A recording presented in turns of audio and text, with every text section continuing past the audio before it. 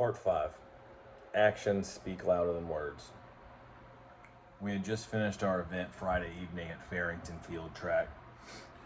After we took a few moments to catch our breaths and talk with our supporters, I was looking around and saw one of the higher up CrossFit staff members, and I wanted to ask them a question about a rumor I'd heard earlier.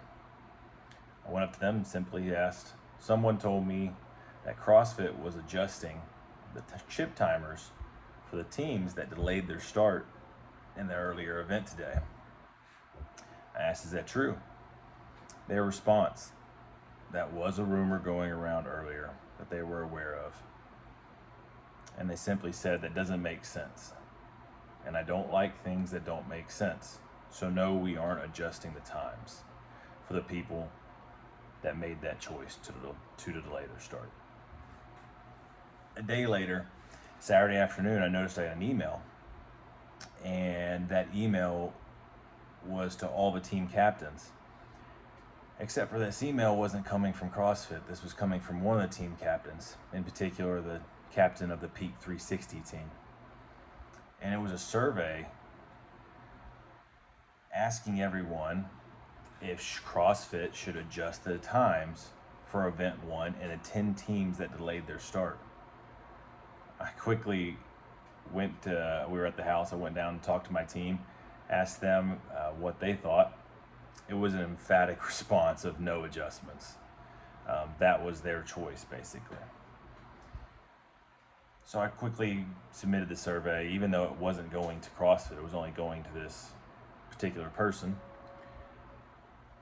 It was quite irritating though. This because no team had more to gain from this adjustment, this possible adjustment, than the Peak 360 team, which would have put them in the top 3 going into the final day of competition on Sunday, with I believe only 2 events to go. It also would have made the points much tighter. In an email 3 days later, this is after the competition has stopped or ended, we get an email from that same captain. He makes a claim in the email, amongst a bunch of other things, that CrossFit promised that they would adjust it or do everything possible to accommodate the teams if they decided to delay their start. I was not privy to this conversation that they supposedly had. He also apologized in the email for how it might have appeared, saying that it was not for personal gain.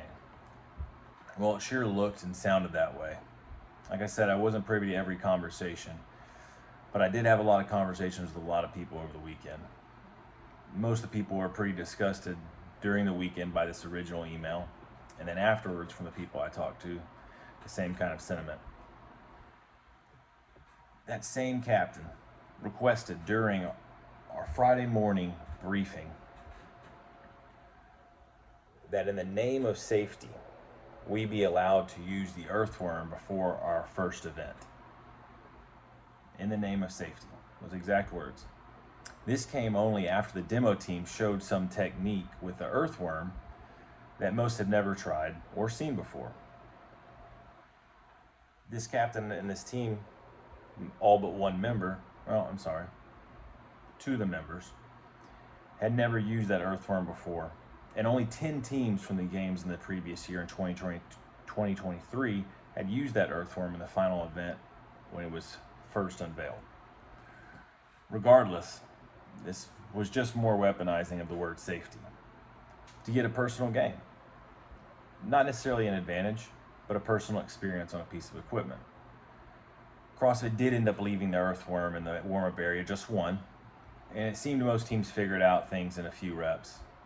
And everybody got around to using it, I believe. What happened to the days of just figuring it out? Adjusting on the fly, adapting to new challenges and equipment. Something that's been part of the games and the sport itself for as long as I can remember.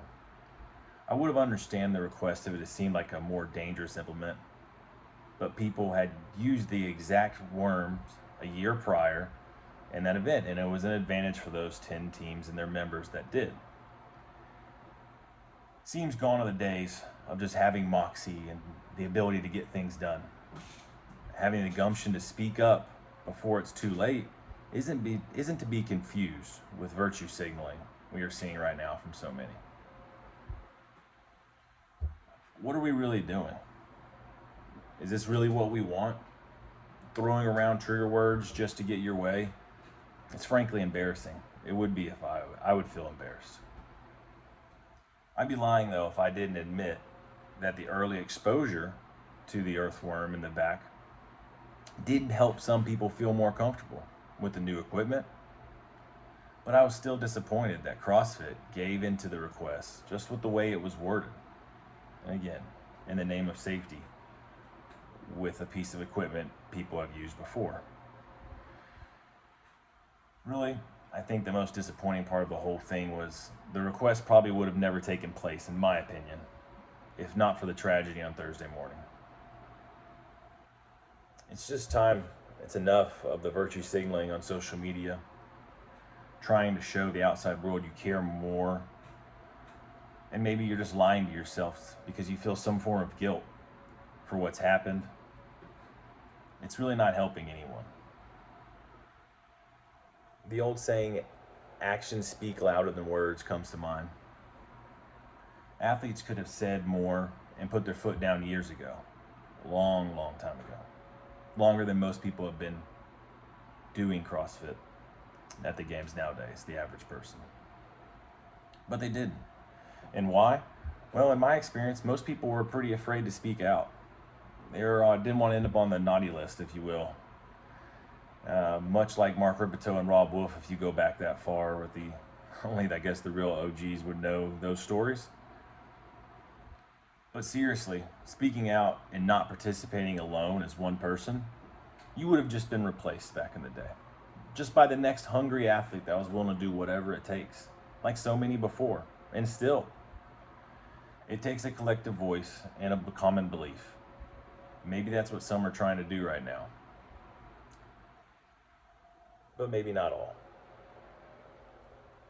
I'm not saying it's right or wrong, but I'm just pointing out that these changes or these upbringings and these revolting it's come way later than it probably should have, and in a different format. I personally believe, and I've talked about it in the past, that there should have been a players' representation group of some form long ago. Now there's the PFAA. It came to existence, and it's been a battle ever since, from what I understand. CrossFit's held the cards for way too long, all the cards. And some people don't agree with that, and some do. But that's what we signed up for, the unknown and the unknowable. It goes back to the early days. Let's not deny the facts that Dave and CrossFit, both, have adjusted over the years to a lot of things. A lot of lessons have been learned, mostly the hard way, and a lot of athletes have paid for it. There's no denying that. Far from the days of nobody questioning a single element. Athletes have a responsibility to take care of themselves also. That's first and foremost. But again, being one of those athletes that has pushed my limits too far, probably a few times too many, I've paid the price multiple times. Not the ultimate price that was paid recently. I understand the premise that athletes shouldn't have to worry about safety variables that are out of their control when competing. I 100% agree with that. My point would be that there is some middle ground to be found here. The CrossFit Games doesn't exist without the athletes, but the athletes don't develop and have the ability to go to the CrossFit Games without CrossFit HQ, the affiliates, and the community. Seems we just need to really decide if CrossFit as a sport should be the governing body over athletes, or the athletes should have separate representation in their participation in the games, just one part of the season.